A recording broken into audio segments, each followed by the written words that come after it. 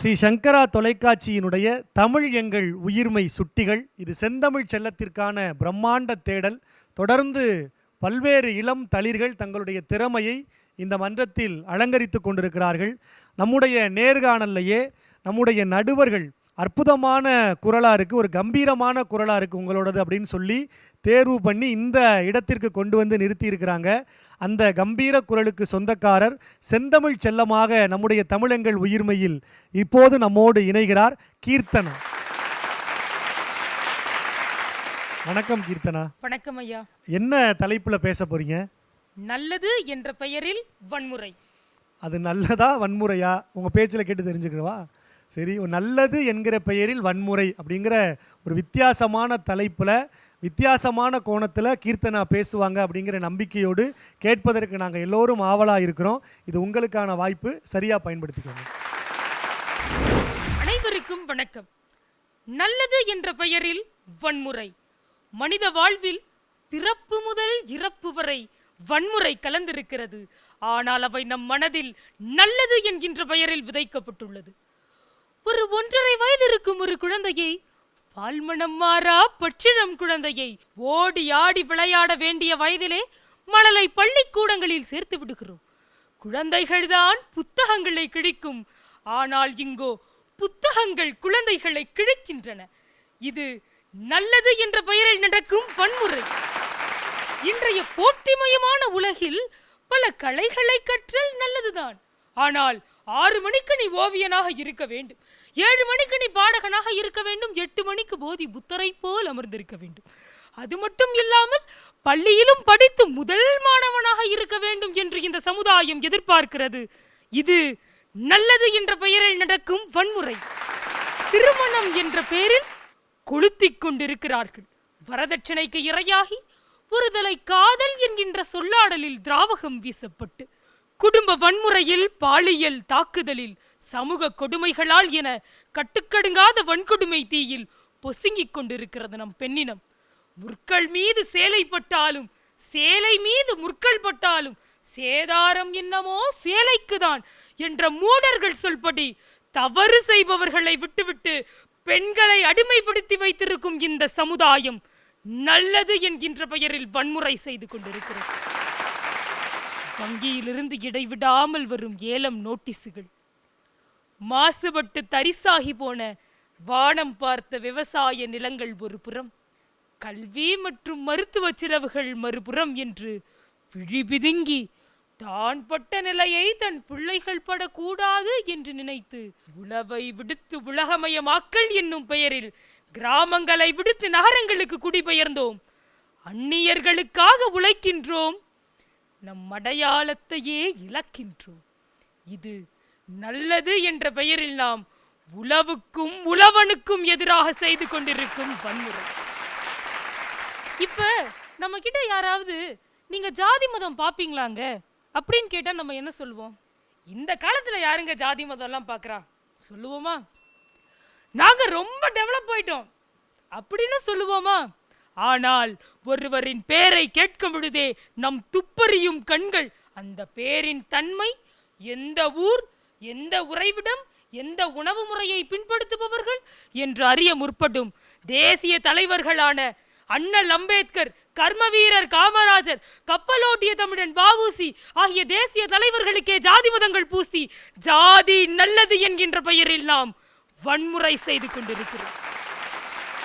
வளரும் பருவத்தில் பெண்கள் கற்றுக்கொள்ள வேண்டும் என்று ஆசைப்படுகின்ற இசை, நடனம், வாகனம் ஓட்டுதல் என்று இவை எதற்கும் அனுமதிக்காத பெற்றோர்களும், மனைவி சொல்வதை கொஞ்சம் கூட காதில் போட்டுக்கொள்ளாத கணவன்மார்களும், மாமா என்ன சொன்னாலும் ஒரு நல்லதுக்கு தானமா சொல்லுவாரு என்று தன்னை விடவும் தன் பிள்ளைகளை விடவும் அதிகமாக அடுத்தவர்களை நம்பும் பெற்றோர்களும், கொடுத்து கொடுத்து கெடுத்திடுவார் கையூட்டு, கொடுத்தல் வாங்கல் தெரியாது என்றால் பிழைக்க தெரியாத பிள்ளையப்பா நீ என்று எள்ளி நகைத்திடுவார். நல்லது சொல்றேங்கிற பேர்ல பிள்ளைகளுக்கு பிழைக்க சொல்லிக் கொடுங்கள் என்பார்கள். இந்த சமூகம், இந்த உலகம் எதையெல்லாம் நல்லது நல்லது நல்லது என்று சொல்கிறதோ அது எல்லாம் என் மனதில் ஏதோ ஒரு மூலையில் வன்முறை வன்முறை வன்முறை என்று ஒழித்துக் கொண்டிருக்கிறது. இதையே நல்லது என்ற பெயரில் நடக்கும் வன்முறை என்று கூறி விடைபெறுகிறேன். நன்றி, வணக்கம். நல்லதுங்கிற பேரில் வன்முறை நடக்குது அப்படின்னு சொல்லி ரொம்ப ஆவேசமாக நிறைய அபிநயங்களோட தன்னுடைய உரையை கீர்த்தனா இந்த மன்றத்தில் வழங்கி இருக்கிறாங்க. இந்த உரைக்கு நடுவர்கள் என்ன மதிப்புரைகளை சொல்கிறாங்கன்னு கேட்கலாம். முதல்ல யார்கிட்ட கேட்கலாமா? ஐயாட்டே கேட்கலாம். 2 பேரையும் ஒரு தடவை நல்லா பார்த்துட்டு ஐயாக்கிட்டே கேட்டலாம் அப்படின்னு சொல்லியிருக்காங்க. அன்பிற்கினிய அண்ணன் சொல்லின் செல்வர் மணிகண்டன் அவர்கள். முதல்ல அந்த பிள்ளைக்கு ஒரு அரங்கு நிறைந்த பாராட்டு. இந்த குழந்தைகள் கொண்டாடுவதை பற்றி அப்படி பேச தொடங்கினாங்க. ஒரு நல்ல கவிதை வரி உண்டு, குழந்தைகள் தினம் கொண்டாடுவதை நிறுத்திவிட்டு குழந்தைகளை கொண்டாடுங்கள் அப்படின்னு. நம்ம எல்லாரும் குழந்தைகள் தினம்தான் கொண்டாடுறோம், குழந்தைங்களை கொண்டாடுறதில்லைங்கிறத அந்த பேச்சில் தொடங்கி நான் இன்றைக்கி வேணால் சொல்கிறேன், நீங்கள் உங்கள் கை தொலைபேசியில் இல்லை யூடியூப்பில் போய் வாசுகி மனோகரன் ஸ்பீச்சுன்னு போடுங்க. அப்படியே உண்மையிலேயே அந்த அம்மா ஒரு 8ஆம் கிளாஸ் 9ஆம் கிளாஸ் படித்து இந்த மாதிரி உடை, அந்த மாதிரி குரல் ஒரு பெரிய காந்த குரல் அவங்களோடது, பேச முடியும், பாட முடியும். அது இறைவனுடைய கொடுப்பினை தான் குரல் வளம்ங்கிறது. அதற்காக அந்த பிள்ளைக்கு ஒரு பெரிய பாராட்டு. ரொம்ப நேர்த்தியாக நீங்கள் சொன்னீங்க. இங்கிலீஷில் ஃபார் அண்ட் எகெயின்ஸ்ட்னு சொல்லுவாங்க. ஒரு டிபேட் பேசுகிறது ஒருத்தரே. ஆக்சுவலி இது எலக்யூஷன் காம்படிஷன் தான். ஏன்னா ப்ரொஃபஸர் ராமச்சந்திரன் சார் இல்லாதுங்கிற குறைய நான் போக்கிட்டு இருக்கேம்மா. இது தமிழ் பேச்சாக இருந்தால் கூட இடையில ஆங்கிலம் நாங்கள்லாம் பேசணும். அதனால் ஒரு சொற்பொழிவு நிகழ்ச்சியில் ஃபார் அண்ட் எகெயின்ஸ்ட்டு, ஆனால் நன்மைன்னு சொல்லி அதை நீங்கள் கெட்டதாக செஞ்சுக்கிட்டு இருக்கீங்கன்னு சொல்கிற அந்த யுத்தி இருக்குது பாருங்கள், அதுதான் மாற்றி யோசிக்கிறது. நல்ல வளர்ச்சிமா, நல்ல முயற்சி, தொடர்ச்சியான பயிற்சி இருக்கட்டும். நன்றிங்க. தொடர்ந்து அன்பிற்கினிய அக்கா கவிதா ஜவஹர் அவர்கள். வணக்கம் கீர்த்தனா. வணக்கம் அம்மா. ஒரு கம்பீரமான எதிர்கால பேச்சாளருக்கான ஒரு உடல் மொழி, ஒரு பேச்சு நடையே உங்கள் பேச்சில் எங்களால் உணர முடிந்தது. இன்றைக்கி நல்லது நல்லது நம்ம சொல்லிட்டு இருக்கிறது எல்லாமே கெட்டது அப்படிங்கிறத நம்ம முகத்தில் அப்படி சப்புன்னு அரைஞ்ச மாதிரி அந்த குழந்தை உணர்த்தி இருக்கிறாங்க. ஏன்னா குயில் அப்படின்னா அது கூவும், மயில்னா அது ஆடும், மீன்னா அது நீந்தும். குழந்தைகிட்ட போய் இது எல்லாத்தையும் செய்ய சொன்னால் அது எவ்வளோ பெரிய கோமாளித்தனம் அப்படிங்கிறத ஒரு குழந்தை ஒரு பெரியவர்களுக்கான ஒரு கம்பீரத்தோடு பேசியிருக்கிறார்கள். கீர்த்தனாவுக்கு ஒரு மிகப்பெரிய வாழ்த்துக்கள். வருங்காலத்தில் பெரிய பேச்சாளர் ஆகுவதற்கான எல்லா உத்திகளும் உங்கள்கிட்ட இருக்கிறது. ஜெயிச்சிருங்க. வாழ்த்துக்கள். நன்றிங்க. ரொம்ப அழகாக 2 நடுவர்களுமே தங்களுடைய வாழ்த்து செய்தியை உங்ககிட்ட பகிர்ந்திருக்காங்க. ஸ்ரீ சங்கரா தொலைக்காட்சியின் தமிழ் எங்கள் உயிர்மை சுட்டிகள் நிகழ்ச்சிக்கு உங்கள் அன்போடு வரவேற்கிறோம். தொடர்ந்து நிறைய உரைகளை, அறிவார்ந்த உரைகளை இந்த தளத்துக்கு கொடுங்க. வாழ்த்துக்கள். நன்றிங்க. புத்தகம் தொட்டு பார்த்தால் வெறும் காகிதம், தொடர்ந்து படித்தால் அது நம் வாழ்க்கையை மாற்றுகிற ஆயுதம்னு சொல்லி நம்முடைய நடுவர் சொன்னாங்க. அடுத்து வரக்கூடிய பேச்சாளர் கல்வி தான் என் வாழ்க்கையை மாற்றுகிற ஆயுதம்ங்கிறத இந்த மன்றத்தில் உறக்க பேசுவதற்காக வருகிற செந்தமிழ் செல்லம் தன்ஷிகா. வணக்கம்மா. வணக்கம் ஐயா. எந்த ஊர்ல இருந்து வந்திருக்கீங்க? மாத்தூர் என்ற கிராமத்திலிருந்து வரேன். என்ன பள்ளிக்கூடமா? அரசு மேல்நிலைப் பள்ளி ஏமாத்தூர். அற்புதமான ஒரு அரசு பள்ளி மாணவிகள் நிறைய பேர் இந்த மன்றத்தில் நம்முடைய நிகழ்ச்சியில் பங்கெடுத்துக்கிறது. ஸ்ரீ சங்கரா தொலைக்காட்சி எல்லோருக்குமான சமமான வாய்ப்பை வழங்குதுங்கிறத ஊர்ஜிதப்படுத்தி இருக்கு. ஏன்னா பொதுவாக தொலைக்காட்சிகளில் பேசணும் அப்படின்னா அவங்க பெற்றோர்களினுடைய ஊக்குவிப்புனாலையும் சிபாரிசுகள்னாலையும் பெரிய மனிதர்களினுடைய வழிகாட்டுதல்னால தான் பேச முடியுங்கிற நிலையை மாற்றி கிராமங்கள்லேருந்து, அதுவும் தொடர்பு எல்லைக்கு அப்பால் இருக்கிற பல்வேறு கிராமங்களிலிருந்து இன்றைக்கு தலைநகருக்கு உங்களை எல்லாம் அழைத்து பேச வைத்து அழகு பார்க்கிற ஸ்ரீ சங்கரா தொலைக்காட்சிக்கு ஒரு அரங்கு நிறைந்த கைத்தட்டல் கொடுக்கலாம். என்ன தலைப்புலமா பேச போறீங்க? கல்வியே நமது அடையாளம். கல்வி தான் என் வாழ்க்கையை மாற்றுகிற ஒரு அடையாளம்னு சொல்லி ஒரு அரசு பள்ளி மாணவி இந்த மன்றத்தில் பேசுகிறாங்க. உற்சாகமான கைத்தட்டல் கொடுங்க. இது உங்களுக்கான வாய்ப்பு, சரியா பயன்படுத்திக்கோங்க. அனைவருக்கும் வணக்கம். செந்தமிழே செங்கரும்பே செந்தமிழ சிறங்காக்கும் நந்த விளக்கணையான் நாயகியே, உன்னை வணங்கி என் உரையை துவங்குகிறேன். தாருங்கள் தங்கள் காதுகளை. நான் இன்று எடுத்துக்கொண்ட தலைப்பு கல்வியே நமது அடையாளம். 1000 ஆலயங்கள் கட்டுவதை விட ஒரு பாடசாலை கட்டுவது சால சிறந்தது என்று கூறுகிறார் பாரதியார் அவர்கள்.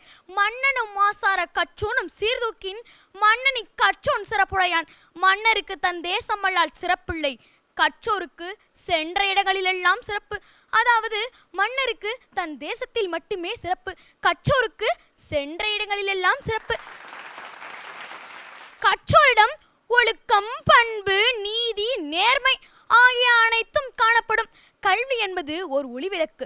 விளக்கான தன்னை சுற்றியுள்ள இடத்தை ஒளி வீச செய்வது போல ஒருவன் கற்ற கல்வியானது பலருக்கும் பயன் தரும்.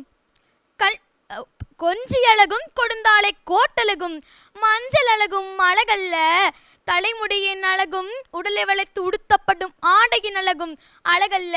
நாம் நல்லவர் என்று தம் மனமறிய உண்மையாக உணரும் ஒழுக்கத்தை பயத்தலால் கல்வியழகே சிறந்த அழகாகும். கற்க கசடர கற்பவை கற்ற பின் நிற்க அதற்கு தக. கற்ற பிறகு கற்ற கல்விக்கு ஏற்ற நல்ல வழிகளை வலியுறுத்த வேண்டும் என்று கூறுகிறார் திருவள்ளுவர். கண்ணுடையார் என்போர் கற்றோர், முகத்திரண்ட புண்ணுடையார் என்போர் கல்லாதவர். நமக்கு படிக்க தெரிந்தும் படிக்காமல் வாழ்ந்தால் நமக்கு கண்களிலிருந்து எந்த பயனும் இல்லை. படிப்பு என்பது பள்ளிக்கூடத்திற்கு சென்று அதிக மதிப்பெண்களை மற்றும் பெறுவதற்கல்ல, நாம் அறிவை மேம்படுத்துவதற்காகவும் தான். கேடில் விழுச்செல்வம் கல்வி ஒருவருக்கு மாடல்ல மற்றையாவை என்று கூறுகிறார் பொய்யாமொழி புலவர். மனிதருள் மிகச்சிறந்த செல்வம் என்றால் அது கல்விதான். உலகிலேயே மிகச்சிறந்த செல்வம் என்றால் அது கல்விதான். நீங்கள் இந்த உலகில் எங்கு பிறந்தாலும் எந்த மூலையில் இருந்தாலும் நீங்கள் கற்ற கல்வியானது செல்லுமிடமெல்லாம் சிறப்பை தரும். நீங்கள் செல்லுமிடமெல்லாம் வெல்லும் தரத்தை தரும். கற்றால் மட்டும் போதாது, தான் கற்ற கல்விகள் பண்புகளை வளர்த்து கொண்டு வாழ வேண்டும். அப்படி வளர்த்து கொண்டு வாழவில்லை என்றால் நாம் கற்ற கல்விக்கு என்ன மரியாதை? பாரதிதாசன், ராமானுஜர், விவேகானந்தர் போன்றவர்கள் 35 வயதிற்குள்ளேயே இந்த உலகை விட்டு சென்றவர்கள். இருந்தாலும் அவர்கள் கற்ற கல்வியானது உயரத்தில் அவர்களை நிறுத்தியது. இன்றும் கூட அவர்களை நினைவுபடுத்துகிறது. கல்வி கற்று உன்னை உயர்த்து, கற்ற கல்வியால் உலகை உயர்த்து. நிறுத்துகிறேன் என் பேச்சை முடித்து விடைபெறுகிறேன் நன்றி தொடுத்து. நன்றி, வணக்கம். தன்ஷிகா, கல்வி குறித்து ஒரு உரையை இந்த மன்றத்தில் வழங்கியிருக்கீங்க. ரொம்ப சிறப்பாக பேசியிருக்கிறீங்க. முதல்ல அதுக்கு வாழ்த்துக்கள். நீங்கள் எப்படி பேசுனீங்கன்னு நடுவர்கள்கிட்ட கேட்கலாமா? முதல்ல அன்பிற்கினி அக்கா பேசும் பூங்காற்று கவிதா ஜவஹர் அவர்கள். வணக்கம் தன்ஷிகா. வணக்கம் அம்மா. தமிழகத்தின் ஏதோ ஒரு மூலையில் இருக்கிற ஒரு கண்விழிக்காத கிராமத்தில் இருந்து கல்வி பற்றி இவ்வளவு விழிப்புணர்வோடு பேசிய உங்களுக்கு முதல்ல என்னுடைய வாழ்த்துக்கள், பாராட்டுக்கள். இந்த இடத்துல நீங்கள் ஒருத்தர் தான் பேசியிருக்கிறீங்க. ஆனால் உங்கள் பேச்சில் பாரதியார் வந்தார், வள்ளுவர் வந்தார், விவேகானந்தர் வந்தார், பாரதிதாசன் வந்தார். கல்வி கற்ற ஒரு மனிதன் பல மனிதனுக்கு சமம் என்பதை கல்வியின் மூலமாகவே நிரூபித்த நீங்கள் இன்னும் இந்த கல்வியின் மூலமாக மிகப்பெரிய உயரங்களை அடைய வேண்டும் என்று வாழ்த்துகிறேன் சங்கரா டிவி வாயிலாக. தொடர்ந்து அன்பிற்கினிய அண்ணன் சொல்லின் செல்வர் மணிகண்டன் அவர்கள். பார்த்து கொண்டிருக்கக்கூடிய பார்வையாளர்களுடைய அரங்கு நிறைந்த பாராட்டு இந்த பிள்ளைக்கு. நன்றிங்கய்யா. ஒரு காலத்தில் தமிழ்நாட்டில் 100% அறிவொளி பெற்று எடுத்தறிவித்த மாவட்டங்களில் ஒன்றாக புதுக்கோட்டை மாவட்டம் திகழ்ந்தது. அந்த ஒரு கரிசல் காட்டு பூமியில் ஏமாத்தூர் என்கின்ற பகுதியிலிருந்து அரசு பள்ளியில் படிக்கக்கூடிய ஒரு குழந்தை சென்னை நோக்கி தலைநகர் வந்து தாய் தமிழை நிறுவியதற்கே முதலில் பாராட்டு. 3 நிமிஷ பேச்சில் 4 குறள் சொல்லிட்ட. அதே வள்ளுவன் தான் சொன்னான், தொட்டனை தூரும் மணற்கேணி மாந்தருக்கு கற்றனைத்து ஊரும் கிணத்துல தோண்ட தோண்ட தண்ணி வரும். தமிழ் எங்கள் உயிர்மையில், நீ பேச பேச எங்களுக்கு ஞானம் பிறக்கும். வாழ்த்து. நன்றிங்க. அற்புதமான உரையை தன்சிகா வழங்கி இருக்கிறார். கற்க கசடர கற்பவை கற்றபின் நிற்க அதற்கு தக. இந்த குறள்பாவில் எந்த எழுத்துக்கு பக்கத்துலேயும் வள்ளுவர் துணைக்காலே போடலை. ஏன் அப்படின்னா, கல்வியை ஒரு மனிதன் தனதாக்கி கொண்டால் யாருடைய துணைக்காலும் இல்லாமல் சொந்த காலில் நிற்க முடியுங்கிறத அன்றைக்கே வள்ளுவர் வலியுறுத்தி இருக்கிறார். நீங்களும் நிச்சயமாக அடுத்தடுத்த உயரங்களுக்கு போவீங்க. சங்கரா தொலைக்காட்சியின் தமிழ் எங்கள் உயிர்மை சுட்டிகள் சார்பாக அன்பான வாழ்த்துக்கள். தொடர்ந்து உங்கள் குரல் இந்த நிகழ்ச்சியில் ஒலிக்கட்டும். அடுத்த செந்தமிழ் செல்லமாக இந்த மன்றத்தில் வந்து தன் உரையை வழங்க நெகாசினி வாங்க. வணக்கம்மா. வணக்கம் ஐயா. என்ன தலைப்பில் பேச போகிறீங்க? ஏக்கம். ஏக்கம்ங்கிறதே தலைப்பாக்கிட்டீங்களா? ஆமாங்க. ஒரு அற்புதமான தலைப்பில் 3 நிமிடங்கள் பேச போகிறீங்க. இந்த நேரம் உங்களுக்கானது, உங்களுக்கான வாய்ப்பு, சரியாக பயன்படுத்துங்க. வந்த புது அரசால் வங்கியிலே வாங்கிய கடன் எல்லாம் தள்ளுபடி ஆகிவிடாதா என்பது வாக்களித்த கோமாளிகளின் ஏக்கம். வெறும் மதிப்பெண்களை மட்டுமே அளவுகோலாக்கி அறிவை சோதிக்கும் தேர்வு முறைகள் அனைத்தும் ரத்தாகிவிடாதா என்பது அறிவார்ந்த சமுதாயத்தின் ஏக்கம். கரை வேட்டி கட்டியவங்க எல்லாம் கரைபடியாத கரங்களால் மாற்றத்தை தந்துவிட மாட்டார்களா என்பது இன்றைய இளைய சமுதாயத்தின் ஏக்கம். அடுத்த வேளை உணவு எப்பதான் கிடைக்கும் என்பது ஆலயத்தின் வாசலிலே அமர்ந்திருக்கும் ஆதரவற்றோர்களின் ஏக்கம். மது அரக்கனின் கோரைபிடியிலிருந்து ஒரு நாள் ராத்திரியாவது விடியல் கிடைத்து விடாதா என்பது விம்மி விம்பியலும் பல இல்லத்தரசிகளின் ஏக்கம். கட்டில் ஏக்கம், தொட்டில் ஏக்கம் என பல பல ஏக்கங்கள் இருந்தாலும் நாள்தோறும் நாட்டத்தோடும் வாட்டத்தோடும் வாசலிலே வாடா மலராய் அயல் தேசத்தில் இருக்கும் அப்பாவின் வரவுக்காக, அயல் தேசத்தில் இருக்கும் அப்பாவின் வரவுக்காக துடித்து கொண்டிருக்கும் இதயத்தின் ஏக்கம் இதோ உங்கள் முன். ஏக்கம் ஏக்கம் என்பது வார்த்தை அல்ல, வலிகளாலும் வராத கண்ணீராலும் பின்னப்பட்ட வாழ்க்கை. வருடா வருடம் பிறந்த நாள் கொண்டாட்டம் வரும். வாஞ்சையோடு கட்டியணைத்து முத்தமிட நீ மட்டும் வரமாட்டாயா? இந்த பிறந்த நாளாவது உங்களோடு கொண்டாட ஏங்குகின்றேன். அடுக்குமாடி வீட்டிலேயும் அழகான பஞ்சு மெத்தையிலேயும் வரவில்லை உறக்கம். உன் நெஞ்சு மெத்தையிலே உறங்கவே ஏங்குகின்றேன். வீட்டு முற்றத்திலே ஊஞ்சல் கட்டி ஆடுவதை விட உங்க கையையும் அம்மா கையையும் பிடித்து ஊஞ்சலாட ஏங்குகின்றேன். நீச்சல் குளம் உள்ள வீடு வேண்டாமப்பா, உங்க கையிலே தவழ்ந்து நீச்சல் அடிக்கவே ஏங்குகின்றேன். வீடு நிறைய விளையாட்டு சாமான்கள், வீடு நிறைய விளையாட்டு சாமான்கள் எதுக்கப்பா, உங்க கூட விளையாடவே ஏங்குகின்றேன். திருவிழா கொண்டாட்டங்கள் எல்லாம் தித்திப்பாய் அமையவில்லையப்பா, உங்க தோள் மீது உட்கார்ந்து உலாவர ஏங்குகின்றேன். ஊட்டிக்கும் கொடைக்கானலுக்கும் சுற்றுலா செல்ல ஆசை இல்லையப்பா, உங்களோடு இருசக்கர வாகனத்தில் அமர்ந்து ஊரையே சுற்றி வர ஏங்குகின்றேன். அலைபேசியின் தொடுதிரையில் மட்டுமே உங்களை தொட்டு பார்க்கிறேன், நேரில் தொட்டு பார்க்க ஏங்குகின்றேன். பள்ளிக்கூடத்திலே பெற்றோர் சந்திப்பிற்கு ஒரு முறையாவது உங்களோடு செல்ல ஏங்கி தவிக்கிறேன் அப்பா. ஓடி ஓடி தேடி தேடி உங்க உதிரத்தையே வேர்வையாக்கி இரவு பகல் பார்க்காம எங்களுக்காக உழைக்கிறீங்க. வயசு போய்கிட்டே இருக்கப்பா, தூக்கி கொஞ்ச வேண்டிய வயசுல தூரத்தில் இருக்கீங்கப்பா. தயக்கத்தோடு சொல்லுகிறேன், பண மயக்கத்தில் இருக்கீங்களாம். சுற்றத்தாரின் சுடுசொற்களின் தாக்கம், ஆனால் பறிபோனதோ அம்மாவின் தூக்கம். எச்ச வார்த்தைகளால் அம்மாவை கொச்சைப்படுத்தும் உறவினர்களுக்கிடையே மிச்ச வாழ்க்கையாவது உங்களோடு உச்சமாக வாழவே ஏங்கி தவிக்கிறேனப்பா. நன்றி, வணக்கம். ஒரு அழகான உரையை நெகாசினி வழங்கி இருக்கிறாங்க.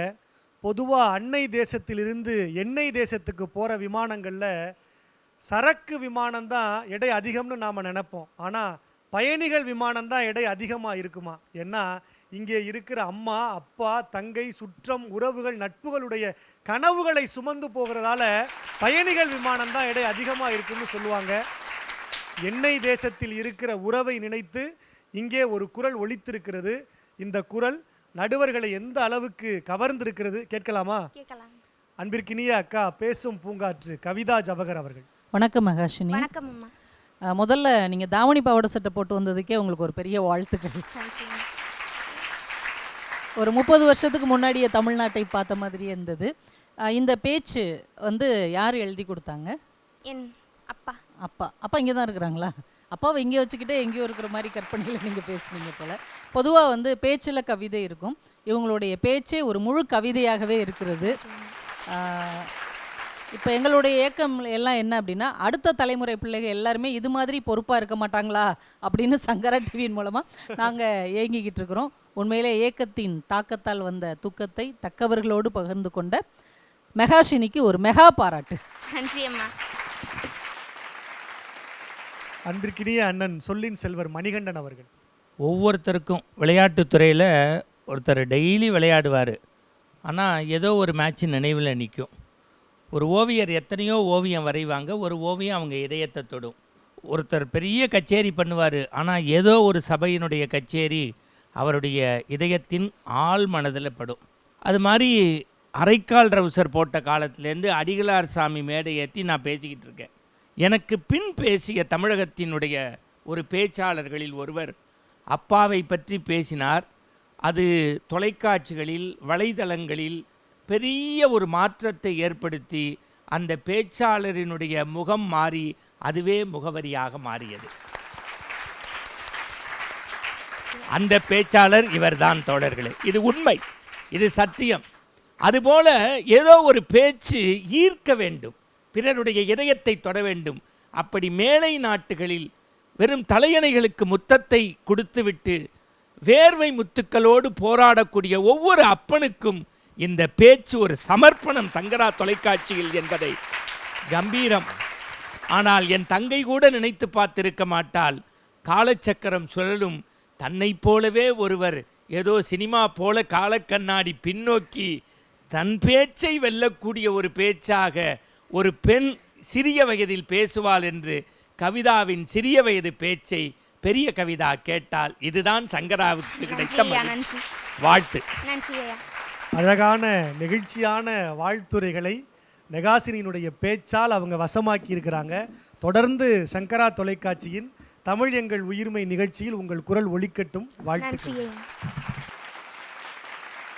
அற்புதமான இளம் தளிர்கள் வித்தியாசமான தலைப்பில் ஒரு அறிவார்ந்த உரையை இந்த மன்றத்தில் தொடர்ந்து வழங்கி கொண்டிருக்கிறார்கள். அந்த வகையில் அடுத்ததாக இந்த மன்றத்தில் வந்து பேசுகிற அந்த செந்தமிழ் செல்லம் தீசா திரவியராஜ் அவர்கள். வாங்க. வணக்கம்மா. வணக்கம் ஐயா. என்ன தலைப்பில் பேச போறீங்க? ரிசல்ட். ஓ, நீங்கள் பேசி முடித்ததுக்கப்புறம் கொடுக்க வேண்டியதை உங்கள் தலைப்பாகவே மாற்றிருக்கீங்க. ரிசல்ட் அப்படிங்கிற ஒரு வித்தியாசமான தலைப்பில் ஒரு புதுமையாக பேசுவீங்க அப்படிங்கிற நம்பிக்கை எங்களுக்கு இருக்குது. எங்களுடைய நம்பிக்கையை நீங்கள் வீணடிக்க மாட்டீங்கிறது எங்களுக்கு உள்ளுறந்த உணர முடியுது. சிறப்பான உரையை நீங்கள் வழங்க சங்கரா தொலைக்காட்சியின் தமிழெங்கள் உயிர்மை சுட்டிகள் சார்பாக அன்பார்ந்த வாழ்த்துக்கள். இது உங்களுக்கான நேரம், சரியாக பயன்படுத்திக்கோங்க. போதி மரத்தில் ஞானம் பெற்ற புத்தனிலிருந்து போர்க்களத்தில் ஞானம் பெற்ற அசோகன் வரை, ஆதி காவியமாகிய ராமாயணம் தந்த கம்பர் முதல் அற இலக்கியமாய் திருக்குறள் தந்த வள்ளுவன் வரை, ஆன்மீகம் தழைக்க பாடுபட்ட சங்கரன் முதல் அறிவியல் நிலைக்க பாடுபட்ட மேதைகள் வரை, பிறக்கும் போது ஆனா பெண்ணா என்பது முதல் இறக்கும் போது இவர் வாழ்வாரா சாவாரா என்பது வரை என அனைவரும் எதிர்பார்ப்பது நல்ல ரிசல்ட்டை மட்டும்தான். அப்படிப்பட்ட ரிசல்ட்டை பற்றி நான் பேச போவதை கேட்பவர்களே வணக்கம். நான் பேச எடுத்துக்கொண்ட தலைப்பு ரிசல்ட். தேர்வு எழுதும் போதும் தேர்தலில் போட்டியிடும் போதும் இரத்த பரிசோதனைக்கு இரத்தத்தை கொடுக்கும் போதும் ஆய்வை மேற்கொள்ளும் போதும் இல்லாத பயமும் பதட்டமும் ரிசல்ட் வரும்போது இருக்கும். அதுதான் ரிசல்ட்டின் பெரிய மகிமை. வேத கல்வி கற்பதன் ரிசல்ட் தான் மோட்சம் என்கிறார் ஆதிசங்கரர். யூதாசு இயேசுவை காட்டி கொடுத்தான், அங்கு அவனுக்கு கிடைத்த ரிசல்ட் அவன் மனசாட்சியே அவனை கொன்றது. அல்லாஹ்வின் மீது முழுமையான இறை நம்பிக்கை கொண்ட நபிகள் நாயகத்திற்கு கிடைத்த ரிசல்ட் தான் திருக்குரான். ஓட்டப்பந்தய வீரர் உசைன் போல்ட் கொடுத்த நல்ல ரிசல்ட் தான் அவர் வாழ்ந்த ஊருக்கு மின்சாரத்தையே கொடுத்தது. ஒலிம்பிக் போட்டியில் 100 கிராம் எடை கூடுதலாக உள்ளதால் இறுதி போட்டிக்கு தகுதி நீக்கம் செய்யப்பட்ட மல்யுத்த வீராங்கனை விக்னேஷ் போகத்திற்கு அவர் கிராமத்தினர் தங்க பதக்கம் வழங்கி சிறப்பித்தார்களே, இது அவர் திறமைக்கு கிடைத்த நல்ல ரிசல்ட். மக்கள் கொடுத்த நல்ல ரிசல்ட் தான் இளையராஜா ஐயாவை மாபெரும் இசைஞானியாக மாற்றியது. ஆங்கிலத்தில் எழுதினால்தான் IAS தேர்வு என்பதை தமிழிலும் எழுதலாம் என தமிழர்களுக்கு நல்ல ரிசல்ட்டை தந்தார் ஆர் பாலகிருஷ்ணன் ஐயா அவர்கள். இன்றைய சூழலில் திருமணமானவர்கள் நீதிமன்றத்தை நாடுகின்றனர். எதனால்? விவாகரத்து பெற. என்னை கேட்டால் வீட்டில் இருவரும் கலந்து பேசினாலே வருமே நல்ல ரிசல்ட். பெத்தவங்களுக்கு அடிக்கடி போன் செய்யுங்க. பேச ஒன்றும் இல்லைனாலும் கேட்க நிறைய இருக்கு. இதுவே ஒரு நல்ல ரிசல்ட்டுக்கு வழிவகுக்கும். பாம்பன் சுவாமிகளுக்கு எலும்பு முறிவு ஏற்பட்டு சென்னை ராஜீவ்காந்தி அரசு மருத்துவமனையில் இருந்தபோது 10 நாள்கள் சண்முக கவசம் படித்ததற்கு அவருக்கு கிடைத்த ரிசல்ட் பரிபூரண முருக தரிசனம். அது மட்டுமல்லாமல் சுதந்திர போராட்ட வீரர் மகாத்மா காந்திக்கும் அமெரிக்காவில் நிறவெறி ஒளிய பாடுபட்ட மார்ட்டின் லூதர் கிங்குக்கும் இவ்வுலகம் கொடுத்த ரிசல்ட் என்ன தெரியுமா? துப்பாக்கி சூடு. தோல்வி என்கிற ரிசல்ட் ஒருபோதும் நம் வாழ்வை தீர்மானிக்காது என்கிறார் தாமஸ் ஆல்வா எடிசன். பாண்டிய மன்னனின் தவறான ரிசல்ட்டினால் தான் கண்ணகி மதுரையையே எரித்தாள். ஆக மொத்தத்தில் அதற்காகத்தான் சொல்கிறேன், உங்களின் வாழ்க்கை ரிசல்ட்டை பிரதானமாக வைத்திருக்க கூடாது, ஒரு நல்ல ரிசல்ட் தான் உங்களை பிரதானமாக வைத்திருக்க வேண்டும் என்று கூறி, அழகு என்பது மனதை பொறுத்தது, ருசி என்பது நாக்கை பொறுத்தது, என் பேச்சின் செழுமை என்பது நடுவர்களின் ரிசல்ட்டை பொறுத்தது என்று கூறி விடைபெறுகிறேன். நன்றி, வணக்கம். ஒரு அழகான உரையை தீசா இந்த மன்றத்தில் வழங்கி இருக்கிறாங்க. தலைப்பு ரிசல்ட் அப்படின்னு உடனே ஆங்கிலத்தில் தலைப்பு இருக்கே, ஒருவேளை ஆங்கில உரை நிகழ்த்த போகிறாங்க போல அப்படின்னு நினச்சேன். ஆனால் தமிழில் ரொம்ப பிரமாதமான ஒரு உரையை இந்த மன்றத்தில் வழங்கி இருக்கிற தீசாவுக்கு ஒரு உற்சாகமான கைத்தட்டல் கொடுக்கலாம். வீசாவே இல்லாமல் நம்மளை எல்லா நாடுகளுக்கும் கூட்டிகிட்டு போயிட்டு வந்திருக்கிறாங்க. ஒரு நல்ல ரிசல்ட்டு தான் என் பேச்சை தீர்மானிக்க போகுது அப்படின்னு அவங்களும் தெரிஞ்சு வச்சுருக்கிறாங்க. நடுவர்கள் என்ன சொல்ல போகிறாங்க, உங்களுக்கான ரிசல்ட் எப்படி இருக்க போகுது கேட்கலாமா? கேட்கலாம். அன்பிற்கினிய அக்கா கவிதா ஜவஹர் அவர்கள். வணக்கம் தீஷா. வணக்கம் மாமா. என்னதான் நீங்கள் ரிசல்ட் அப்படிங்கிற தலைப்பில் பேசினா கூட எந்த ரிசல்ட்டையும் எதிர்பார்க்காம நீங்கள் பாட்டுக்கு அடித்து சிக்ஸராக தள்ளிட்டீங்க. ஒரு பெரிய வாழ்த்துக்கள். மிக்க நன்றி அம்மா. இந்த பேச்சில் உங்களுடைய ரிசல்ட் வெற்றி. ரொம்ப நன்றி அம்மா. சங்கரா டிவி நடத்துகிற இந்த நிகழ்ச்சியின் இறுதியிலையுமே நீங்கள் பாசிட்டிவ்ங்கிற ரிசல்ட்டை வாங்கணும்னு வாழ்த்துக்கள். தொடர்ந்து எப்போதும் நேர்மறையான ரிசல்ட்டை வழங்குகிற அன்பிற்கினி அண்ணன் சொல்லின் செல்வர் மணிகண்டன் அவர்கள். இந்த தமிழில் பார்த்து கொண்டிருக்க பார்வையாளர்களுக்கு தெரியும், ஒரு பான சோத்துக்கு ஒரு சோறு பதம். தமிழ் எங்கள் உயிர்மையின் சுட்டிக்கு இவருடைய பேச்சு தான் நல்ல ரிசல்ட். மிக்க நன்றி ஐயா. நாங்கள் தகுதியானவர்கள் தான் விருப்பு வெறுப்பு இன்றி தேர்வு செய்து அரங்கத்திற்கு கொண்டு வந்திருக்கிறோம் என்பதற்கு உன் பேச்சு ஒரு ரிசல்ட். ரொம்ப நன்றி. உன் பேச்சில் ஒரு மெல்லிய நகைச்சுவையும் ஒரு தரமும் இருந்தது. ரொம்ப இங்கிலீஷில் சொன்னால் ஒரு குவாலிட்டியான பேச்சு. எக்ஸலண்ட். அற்புதமான ஒரு உரையை வழங்கி இருக்கிற தீசாவுக்கு ஒரு அரங்கு நிறைந்த கைத்தட்டல் கொடுக்கலாம். ஒரு பாசிட்டிவான ரிசல்ட் கிடைச்சிருக்கு. ரிசல்ட்டுங்கிற உங்கள் உரைக்கு தொடர்ந்து அடுத்தடுத்த சுற்றுகள்லையும் ஒரு வித்தியாசமான தலைப்பில் வித்தியாசமான உரையை வழங்குவீங்கிற நம்பிக்கை சங்கரா தொலைக்காட்சியின் நேயர்களுக்கு நிச்சயமாக புரிஞ்சிருக்கும். வாழ்த்துக்கள். ரொம்ப நன்றி ஐயா. ஒரு அழகான இந்த அரங்கத்தில் அற்புதமான இளைய தலைமுறை பேச்சாளர்கள் அறிவார்ந்த உரைகளை இந்த மன்றத்திற்கு வழங்கி கொண்டிருக்கிறாங்க. அவங்க அத்தனை பேருக்கும் ஒரு அற்புதமான வாழ்த்துக்களை நம்முடைய கைத்தட்டல்கள் வாயிலாக நாம் தெரிவிக்கலாம். தொடர்ந்து தமிழகத்தினுடைய பல்வேறு இடங்களிலிருந்து நாம் தேர்வு செய்து அழைத்து வந்த அடுத்த செந்தமிழ் செல்லம் நம்மோடு உரையாற்ற இருக்கிறாங்க. அந்த செந்தமிழ் செல்லத்தை இப்போது அழைக்கலாம். வர்ஷா, வாங்க. வணக்கம் வர்ஷா. என்ன தலைப்பில் பேச போகிறீங்க? பாவையரும் பாவியரும். அந்த தலைப்பே ஒரு கவித்துவமான தலைப்பாக இருக்குது.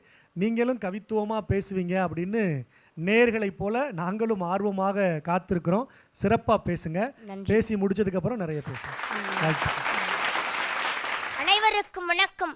என்னுடைய தலைப்பு பாவையரும் பாவியரும். சரியான போக்குவரத்து வசதிகளோ செல்லிடப்பேசிகளோ இல்லாத காலத்தில் தான் நினைத்த நாடுகளுக்கு தனியாக சென்று வந்தாள் லவ்வை.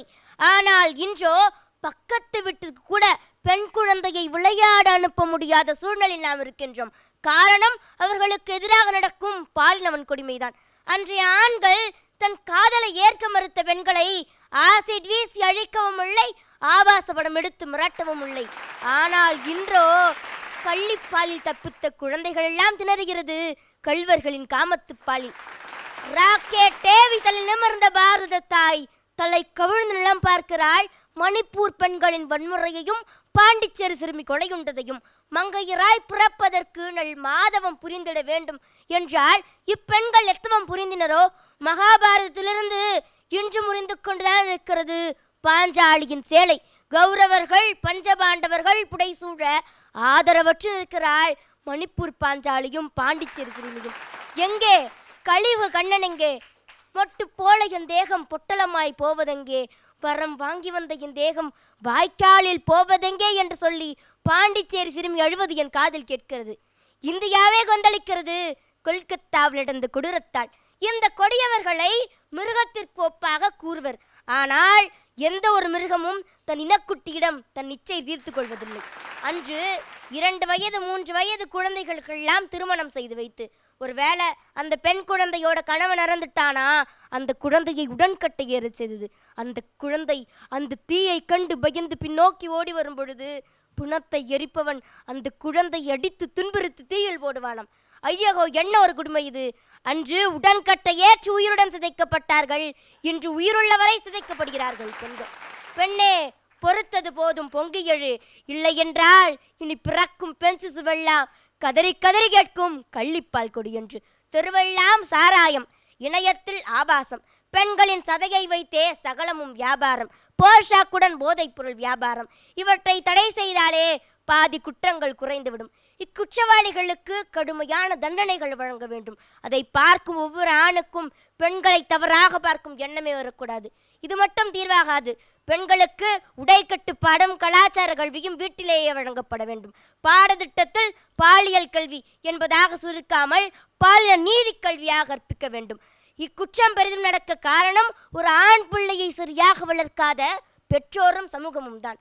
போவது அம்மன் கோவில், ஆனால் வேண்டுவது ஆண் குழந்தை என்று இல்லாமல் ஒவ்வொரு தாயும் தன் மகனை நற்பண்பு உடையவனாகவும் பெண்களை மதிப்பவனாகவும் வளர்க்க வேண்டும். அப்பொழுதுதான் இக்குற்றங்கள் குறையும்.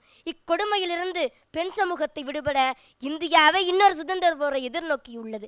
இந்த நிமிடத்திலிருந்து ஆண் பிள்ளையை பெற்ற ஒவ்வொரு தாயும் உறுதியேற்க வேண்டும். என் பிள்ளையை நான் சரியாக வளர்ப்பேன் என்று. வரும் தலைமுறையிலாவது பெண்களை நிம்மதியாகவும் பாதுகாப்பாகவும் வாழ வழி செய்வோம். நன்றி, வணக்கம். ஒரு அழகான உரையை வர்ஷா இந்த மன்றத்தில் பேசியிருக்கிறாங்க. வர்ஷாவுக்கு உடல் நலம் சரியில்லை, அந்த சூழல்லையும் கூட ஒரு ஆவேசமான உரையை இந்த மேடையில் வழங்கிய வர்ஷாவுக்கு ஒரு அரங்கு நிறைந்த கைத்தட்டல்களை கொடுக்கலாம். ரொம்ப நல்லா பேசியிருக்கீங்க. உங்கள் தலைப்பே கவித்துவமாக இருக்குது அப்படின்னு கவித்துவமாக பேசுவாங்க அப்படின்னு நினச்சோம். ஒரு ஆவேசமான உரையை இந்த மேடையில் வர்ஷா வழங்கி இருக்கிறார். வர்ஷாவினுடைய இந்த உரை உங்களை எந்த அளவுக்கு கவர்ந்தது அண்ணன் மணிகண்டன் அவர்கள்? இந்த அரங்க நிகழ்வுக்கு வருகின்ற போது போட்டியாளர் வர்ஷாவுக்கு உடல் நலம் சரியில்லை என்று தொகுப்பாளர் சொன்னார். ஆனால் அவருடைய பேச்சை கேட்டு சமூகத்தில் அவலம் செய்கின்ற பலருடைய உடல்நிலை இப்பொழுது நடுக்கத்தில் இருக்கிறது. கற்பு நிலை என்று சொல்ல வந்தால் இரு கட்சிக்கும் அதை பொதுவில் வைப்பான். ஆணெல்லாம் கற்பை விட்டு தவறு செய்தால் பெண்மையும் கற்பிழந்திடாதேங்கிற பாரதி பார்த்தான். ஒரு புதுமை பெண்ணுக்கு தானடா நம்ம பாடினோம், இங்கே ஒரு புதுமை குழந்தையே இந்த போடுதேன்னு சந்தோஷமாக நினச்சிக்கிட்டு இருக்கான். இந்த வயசில் இதுக்கு மேலே ஒருத்தரால் பேச முடியாது எனக்கு தெரிஞ்சு. உன்னுடைய உடல் வழியையும் பொறுத்து கொண்டு சமூகத்தினுடைய அவலங்களை ரொம்ப நெருப்பாக பேசினமா. உனக்கு யார் இதை தயார் பண்ணி கொடுத்தாங்க? ரொம்ப மகிழ்ச்சி. என்ன சொல்கிறது, நல்ல தாய் தந்தை கிடைக்கிறதுக்கு இறைவனுடைய பேர் இருக்கணும் அப்படின்னு சொல்லுவாங்க. உன்னை பெற்ற நாளை விட இந்த நாளை சங்கரால நீ வர்றனால பெருமையாக உன்னுடைய பெற்றோர்கள் நினைப்பாங்க. இது சும்மா பொதுவாக போட்டினாலே நடுவர்கள் நல்லா பேசின, பிரமாதமாக பேசின, நல்ல முயற்சி, அதெல்லாம் தாண்டி சொல்கிறேன். ஒரு பேச்சு எப்படி அமையணும்னா இப்படி அமையணும். ரொம்ப அழகான ஒரு நிறைவான மதிப்புரையை அன்பிற்கினிய அண்ணன் நம்மோடு வழங்கியிருக்கிறார். அக்கா, நீங்கள் இந்த தலைப்பு குறித்தும் அந்த தலைப்பில் உரையாற்றிய வர்ஷாவினுடைய இந்த உரை குறித்தும் என்ன நினைக்கிறீங்க? வணக்கம் வர்ஷா. வணக்கம் அம்மா. உங்கள் பேச்சை கேட்டவுடனே எனக்கு பாரதியாருடைய வரிகள் தான் ஞாபகம் வந்தது. பேச்சுக்கு இடமேதடி, நீ பெண் குலத்தின் வெற்றியடி, ஆச்சரிய மாயேடி என்ற ஆசை குமரியடி.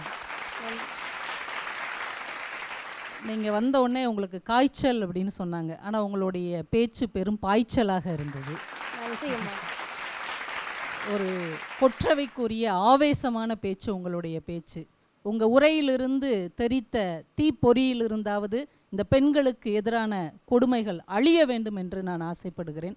ஏன்னா பெண்களை நாம் நதிகளாக, பூமியாக, வானமாக, தேவதைகளாக தான் பார்த்துட்ருக்குறோம். ஆனால் உங்களை போன்ற உணர்வு கொண்ட சக மனுஷியாக பார்த்தால் போதும் பெண்களுக்கு எதிரான கொடுமைகள் அழியும் அப்படின்ற அந்த ஆவேச பேச்சுக்கு தமிழ்நாடு தலைவணங்குகிறது. நன்றி அம்மா. ஒரு அற்புதமான நெகிழ்ச்சியான ஒரு தருணத்தை இந்த அரங்கத்தில் ஏற்படுத்தி கொடுத்த வர்ஷாவுக்கு ஒரு அரங்கு நிறைந்த வாழ்த்துக்களையும் பாராட்டுதல்களையும் தெரிவிக்கலாம். வர்ஷா பேசுகிற போது இந்த பெண்களுக்கு இந்த ஆசிட் வீச்சு குறித்தெல்லாம் பேசினாங்க. ஒரு கவிஞன் எழுதுனா, உணர்ச்சியோடு கொடுத்தால் ஒற்றை ரோஜா, உணர மறுத்தால் ஆசிட் வீச்சா அப்படிங்கிற ஒரு நியாயமான கேள்வியை கேட்டால், இந்த காலநிலையெல்லாம் மாறி ஒரு அற்புதமான ஒரு சுமூகமான பெண்களை உயர்த்தி போற்றுகிற ஒரு நல்ல சமூகமாக இந்த சமூகம் வர்ஷாவினுடைய இந்த உரையிலிருந்து மாறும் என்கிற நம்பிக்கையில் உங்களை வாழ்த்தி வழி அனுப்பி வைக்கிறோம். வாழ்த்துக்கள். இந்த அறிமுக சுற்று அற்புதமான சுற்று அமைஞ்சது, அறிவார்ந்த சுற்று அமைஞ்சது, அழகான சுற்று அமைஞ்சிருக்கு. இந்த சுற்றில் நம்மோடு இணைந்திருக்கிற 2 தமிழகத்தினுடைய ஈடு இணையற்ற சொற்பொழிவாளர்கள் இந்த சுற்று குறித்தும் இந்த சுற்றில் கலந்துக்கிட்ட அந்த இளம் தளிர்கள் குறித்தும் சங்கரா தொலைக்காட்சியின் இந்த அற்புதமான முன்னெடுப்பு குறித்தும் என்ன நினைக்கிறாங்கன்னு கேட்டு தெரிஞ்சுக்கலாம். முதல்ல அன்பிற்கினிய அண்ணன் சொல்லின் செல்வர் மணிகண்டன் அவர்கள். தமிழகத்தினுடைய மிக பிரம்மாண்ட அரங்கு நிகழ்வுகளில் ஒன்றாகிய தமிழ் எங்கள் உயிர்மையினுடைய சுட்டிகளுக்கான பகுதி 1இல் உங்களை சந்திப்பதில் மற்றற்ற மகிழ்ச்சி அடைகின்ற, எந்த முத்தை, ரத்தினத்தை, வைரத்தை எடுப்பது என்றே எங்களுக்கு தெரியவில்லை. ஆனால் இது முதல் சுற்று தொடக்கம் என்பதால் எங்களை பொறுத்தவரை எல்லாமே நவரத்தினமாகத்தான் எங்கள் இருவருடைய கண்ணுக்குமே பட்டது. தொடர்ந்து இந்த பிள்ளைகள் இந்த போட்டியிலே அடுத்தடுத்த சுற்றிற்கு ஆயத்தமாகி வர வேண்டும் என்று ஆண்டவனிடத்தில் பிரார்த்தித்து, இந்த அளவுக்கு இந்த முதல் சுற்றில் தனிப்பட்ட முறையில் என்னுடைய வார்த்தைகளை நிறைவு செய்கின்றேன். பேசும் பூங்காற்று கவிதா ஜவஹர் அவர்கள் நம்மோடு சில நிமிடங்கள் தன் சிந்தனைகளை பகிர்கிறார். மந்திரம் போல் வேண்டுமடா சொல் இன்பம் என்று பாடினார் பாரதி. இன்றைக்கு பேசிய அத்தனை குழந்தைகளின் பேச்சும் மந்திரம் போலவே ஒலித்து கொண்டே இருக்கிறது என் காதுகளில். ஏன்னா இந்த மாதிரியான ஒரு நேரடியான குழந்தைகளுக்கான தேடல் நிகழ்ச்சியில் நான் முதன்முறையாக இப்போ தான் பங்கு பெறுகிறேன். ஆனால் ஒவ்வொரு குழந்தையின் பேச்சும் அப்படியே ரத்தினம் தெரித்தார் போல அவ்வளவு அழகாக இருந்தது. அந்த குழந்தைகளுக்கு என்னுடைய முதல் பாராட்டுகளும் வாழ்த்துக்களும். எங்கே நம்முடைய வீட்டில் வளரும் செல்லங்கள் எல்லாம் செல்ஃபோனில் தொலைந்து விடுவார்களோ அப்படின்னு பயந்துக்கிட்டு இருக்கிற நேரத்தில் சங்கரா டிவி செந்தமிழ் செல்லங்களாக அவர்களை மாற்றி இருக்கிறார்கள். அதற்காகவே சங்கரா தொலைக்காட்சிக்கு ஒரு பெரிய வாழ்த்துக்களை நம்ம பாராட்டுக்களாக தெரிவிச்சுக்குவோம். இந்த நிகழ்ச்சி இன்னும் எப்படி போகுங்கிறத பார்க்குறதுக்கு எனக்கே ரொம்ப ஆர்வமாக இருக்கிறது. வருங்காலத்தில் இன்னும் ஒரு 10-15 வருடம் கழித்து உங்கள் எல்லாரையுமே நான் பட்டிமன்ற மேடைகளில் சந்திப்பேன் என்கின்ற நம்பிக்கையோடு இந்த முதல் சுற்றில் நான் நிறைவு செய்கிறேன். நன்றி. ஸ்ரீ சங்கரா தொலைக்காட்சி எல்லா நிகழ்வுகளையும் வித்தியாசமாகவும் விறுவிறுப்பாகவும் பிரம்மாண்டமாகவும் நடத்துவாங்க. அந்த வகையில் தமிழ் எங்கள் உயிர்மை சுட்டிகளினுடைய இந்த பிரம்மாண்டமான தேடலினுடைய அறிமுக சுற்றை ரொம்பவே பிரம்மாண்டமாக நடத்தியிருக்கிறாங்க. தமிழ்நாட்டினுடைய சென்னை, மதுரை, கோவை, திருச்சி, காரைக்குடி, புதுக்கோட்டைன்னு பல நகரங்களிலிருந்து படையெடுத்து வந்த இளம் தளிர்கள் தமிழக மக்களுக்கு தங்களை அறிமுகப்படுத்தி வைக்கிற இந்த அறிமுக சுற்று ரொம்பவே சிறப்பாக நடந்திருக்கு.